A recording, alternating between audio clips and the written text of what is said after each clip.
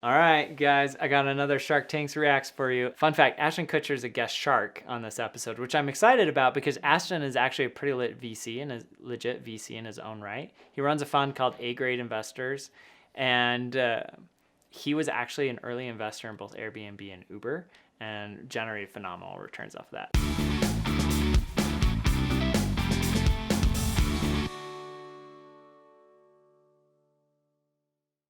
Next into the tank is a solution to a growing multi-billion-dollar problem.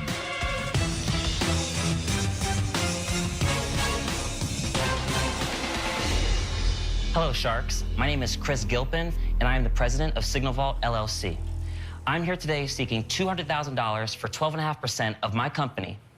Sharks, I'm sure we've all received that phone call from the bank asking us if we have our debit cards because we're seeing some unusual activity in Timbuktu. As an identity theft and computer crimes expert, I can tell you that hackers can build a device that can steal your name, card number, expiration date, and security code from your card while it's still in your wallet or purse. Imagine I'm a hacker. You guys would all be vulnerable because you're within range of my scanner, which is outlined by this red tape. This wallet was turned in to the Shark Tank Lost and Found. And this is an RFID scanner that hackers can purchase online for as little as $25. Let's see the information we can capture with just a quick scan. Oh, Mr. Cuban, I think you may have dropped this. And that is why I developed the signalvault Credit and Debit Card Protector. Now I'm going to show you how easily you can protect your wallet. Simply place the signalvault near your cards, and our e-fill technology makes your information invisible to hackers. Contrary to other anti-hacking solutions available, the signalvault never needs charging or batteries and fits in any wallet. So Sharks, I just need to know, who wants to help me protect millions of victims from the next crowd hack attack? Okay, cool. So I really like this product.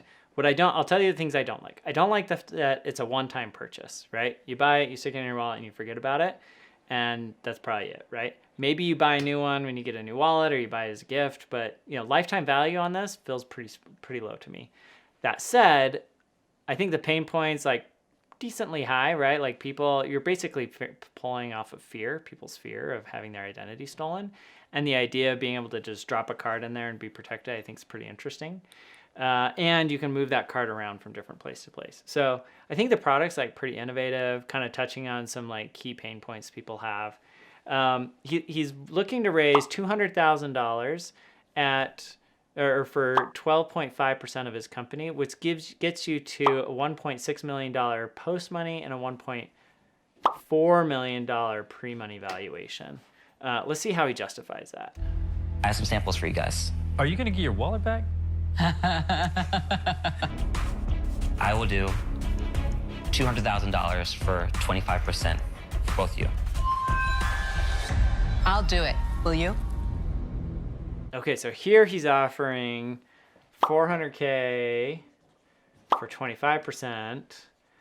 That's still the same valuation here, except for he's essentially giving up more of his company. So really, at this point now, it's worth $1.2 million pre-money.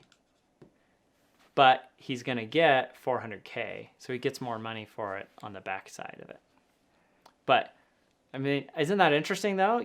It seems like he's getting the same deal, but in reality, he's lowering his valuation. I'm in. Done. Yay! I love it.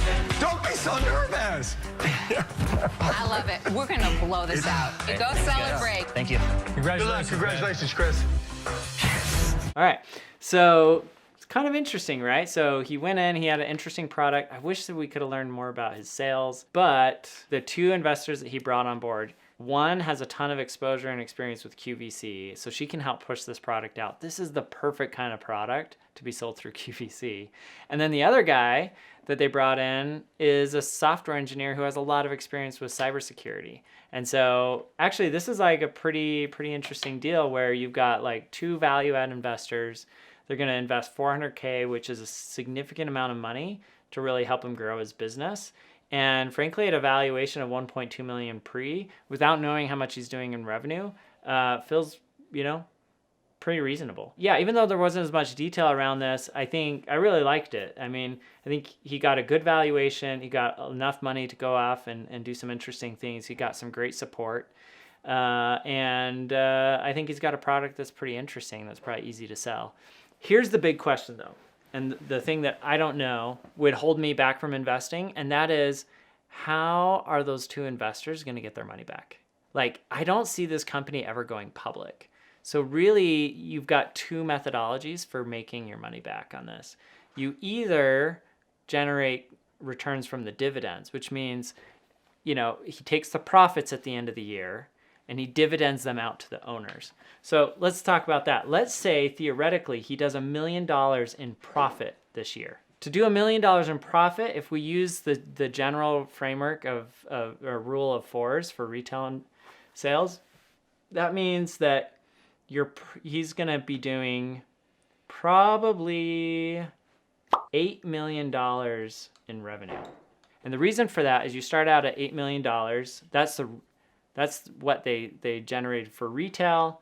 His cost is going to be $4 million, right? That's going to leave $4 million.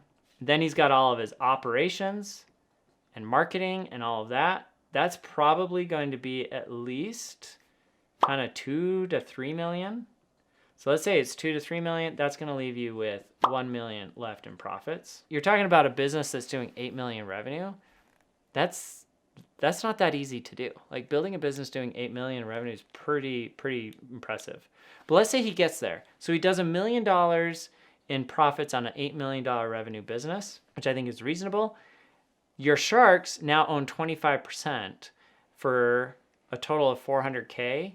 That means of that $1 million, they're going to get $250K back on their investment of $400K. That means that he's going to have to generate $1 million in profits for 2 years minimum just to make their original investment back.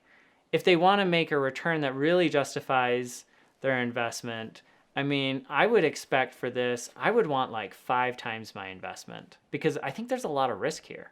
So 5 times my investment means that I want $2 million back at $250K a year. That's going to be 8 years.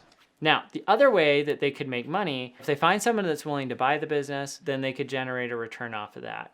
The challenge is that I don't know who would buy this business offhand. Maybe other players like Equifax or TransUnion that have started to get into the identity theft protection game would find this interesting, but neither of them are really in consumer products. So, you know, you're kind of looking for a company that's got consumer products experience and cybersecurity, and those don't really line up a ton. So I don't know. I think that's probably the biggest challenge of this investment is like, how do you get to an exit? But outside of that, look, I think the entrepreneur got a great deal. And, you know, for him, like, he's probably put in a lot less than 200K of his own money or 400K of his own money. So every year he's going to take home 750K of potential profits on $1 million of net income.